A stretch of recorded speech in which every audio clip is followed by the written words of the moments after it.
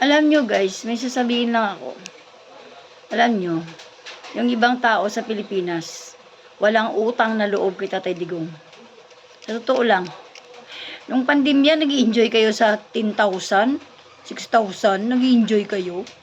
Tapos, nag-i-enjoy din kayo sa license nyo 10 years, passport nyo 10 years, at saka iba pa. Infrastructure, nag-i-enjoy kayo. Tapos ngayon nagbago lang ng gobyerno, lumipat na kayo.